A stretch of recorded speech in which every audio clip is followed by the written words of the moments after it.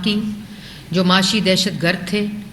ان کی باتیں میں سن رہی تھی، جس کے اندر وہ تمام وہ چیزیں جو اپنے دور میں اکنامک انڈیکیٹرز کو فج کرتے رہے، وہی گردان آج سے صبح دوپہر شام پاکستان کی عوام کے سامنے ہے۔ ایک تو وہ پاکستان کی عوام کو بتانا تھا کہ یہ جھوٹے ہیں، ان کا مقصد ہی صرف جھوٹ بولنا ہے۔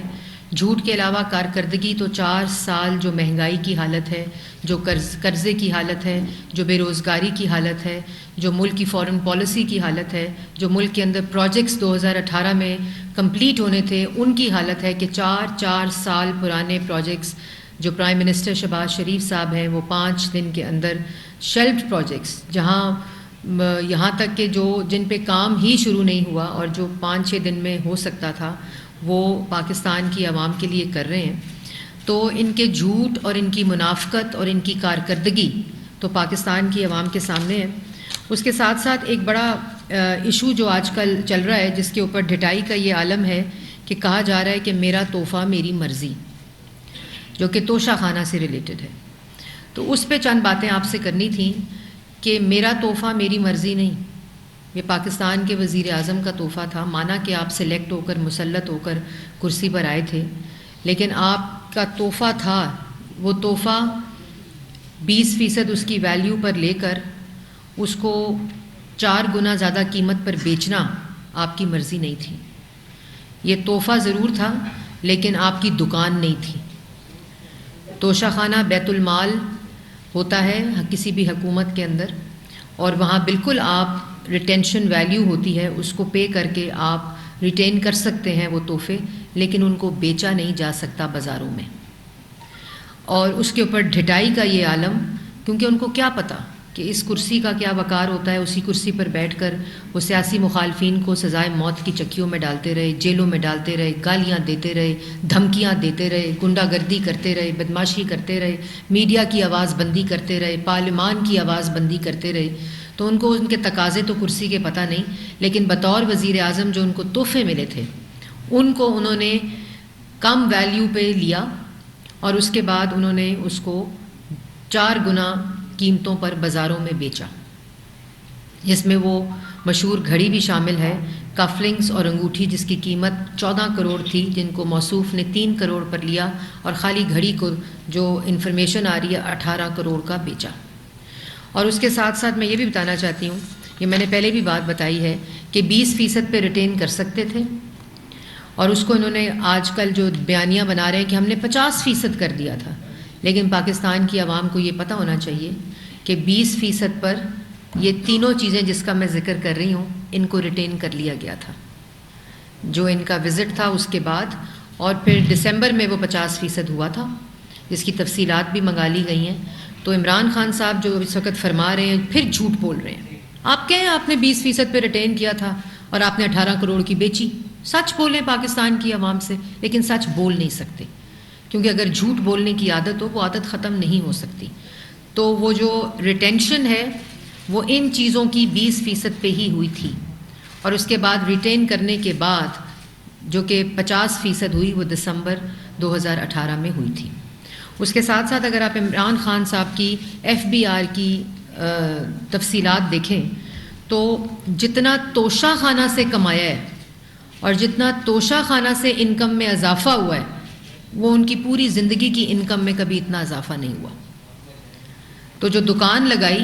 انہوں نے تو وزیر اعظم کی کرسی کو کاروبار کی کرسی بنایا ہوا تھا، جس میں کاروبار کرتے رہے ہیں وہ موصوف۔ اور اس کی تفصیلات یہ ہیں کہ جو انہوں نے اپنے بزنس اور اپنی پوری جو زندگی میں بزنس کیا ہے اس کے اندر 20 ملین کی ڈیکلیریشن ہے، پھر وہ 28 ملین پر ہو گئی جو ان کے ایسٹس ہیں۔ اس کے بعد وہ آل ایسٹس اینڈ پراپرٹیز، جب وہ زمان پاک کا ایڈ ہوا گھر تو وہ 141 ملین پر پہنچ گئی۔ اس کے بعد جو توشہ خانہ کے اندر پہلے 2 مہینے میں جو انکم عمران خان صاحب کے کاروبار ہوا توشہ خانہ کے اندر وہ 142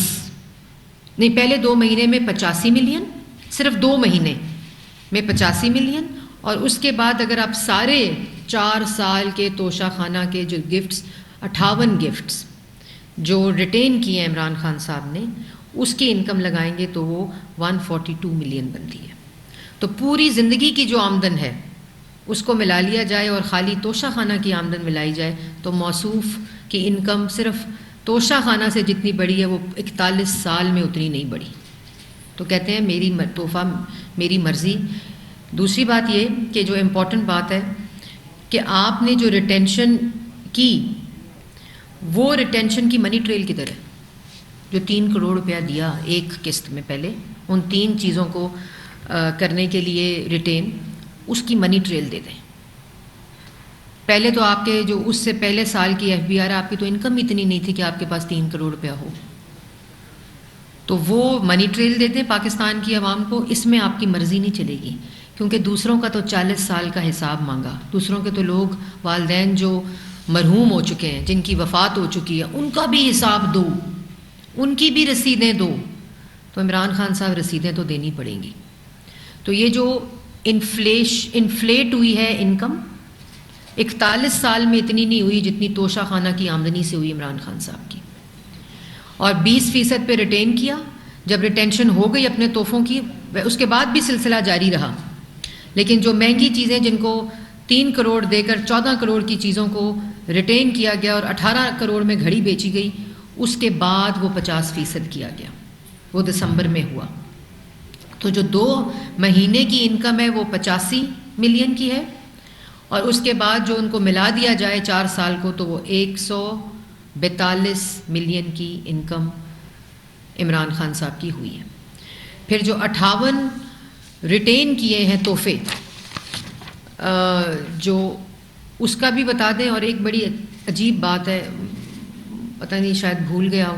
گئی ہوں، جو فرسٹ لیڈی تھیں، جو عمران خان صاحب کی بیوی تھیں، ان کی جو اندراج ہے تو وہ ایف بی آر کے ٹیکس ریٹرن کی وہ 2018 کی ہے، اور اس کے اندر جو ان کا نام ہے وہ عمران خان صاحب کے نام کے ساتھ نہیں ہے، وہ دوبارہ پرانا نام کیری کرتی ہیں اس ایف بی آر ریٹرنز کے اندر آج تک. تو وہ کس کیٹیگری میں کرتی ہیں؟ یا وہ خاتون اول کی کیٹیگری میں کر رہی ہیں جو ایف بی آر کی ٹیکس ریٹرن ہے. تو اس کے بارے میں بھی تفصیلات آنی بڑی امپورٹنٹ ہیں کہ وہ کیا چیزیں ہیں. تو پہلی بات میں نے آپ لوگوں کو بتا دی ہے کہ جو منی ٹریل ہے وہ بتانی پڑے گی. میری مرضی نہیں، یہ کاروبار نہیں تھا، یہ وزیر اعظم کی کرسی تھی. اسٹیٹ گفٹس تھے جو آپ نے ریٹین کر کے 4 گنا 5 گنا قیمتوں پہ بیچے،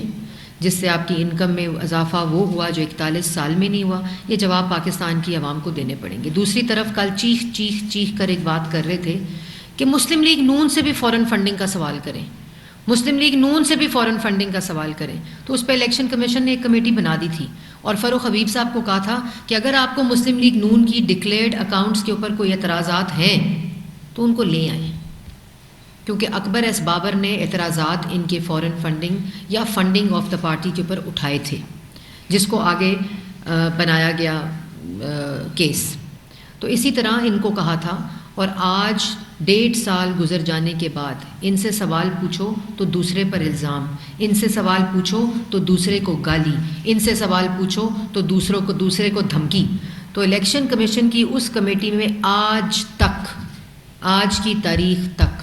کوئی اعتراض پاکستان تحریک انصاف نے پاکستان مسلم لیگ نون کی پارٹی فنڈنگ کے اوپر نہیں لگایا.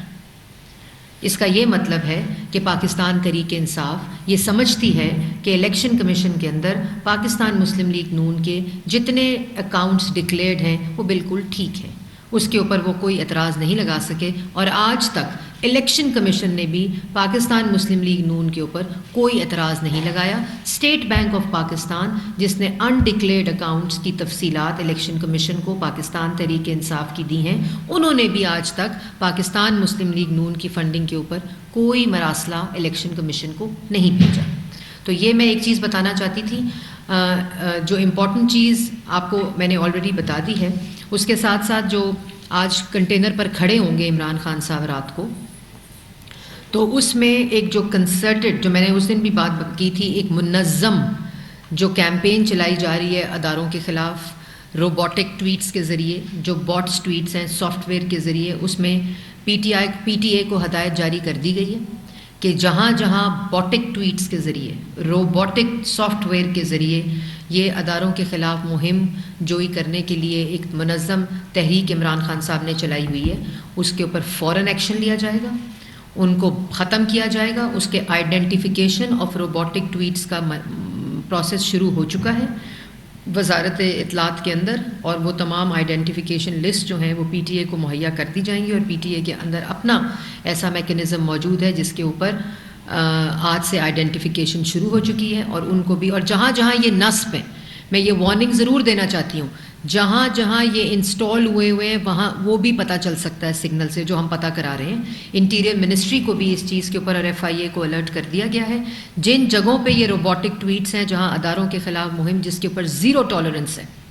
زیرو ٹالرنس، چاہے وہ آرمڈ فورسز ہیں، چاہے وہ عدلیہ ہے، چاہے وہ پاکستان کی ریاست ہے، یا ان کے خلاف اس قسم کی مہم کے اوپر کوئی اجازت نہیں دی جائے گی. اور ان تمام چیزوں کو اس وقت ایف آئی اے کو، پی ٹی اے کو اور وزارت اطلاعات کے اندر ان ٹویٹ سافٹ ویئرز جو ہیں جہاں انسٹالز ہیں ان سب کی آئیڈینٹیفیکیشن شروع ہو چکی ہے کارروائی کے لیے. رات کو جب کنٹینر پر کھڑے ہوں تو جو یہ ایک بیانیہ بنایا ہوا ہے نقلی خط کا، تو کچھ خطوط جو ہیں وہ پاکستان کی عوام بھی جواب چاہتی ہے، وہ ضرور جواب دیجیے گا 4 سال کی کارکردگی کا، جواب دیجیے گا 1 کروڑ نوکری کا، جواب دیجیے گا 50 لاکھ گھروں کا، جواب دیجیے گا کشمیر فروشی کا، جواب دیجیے گا فورن پالیسی کو تباہ کرنے کا، جواب دیجیے گا پاکستان کی عوام کو بھوکا کرنے کا. مہنگائی کی جو شرح ہے وہ 3.9% سے اس وقت 12.13 16.16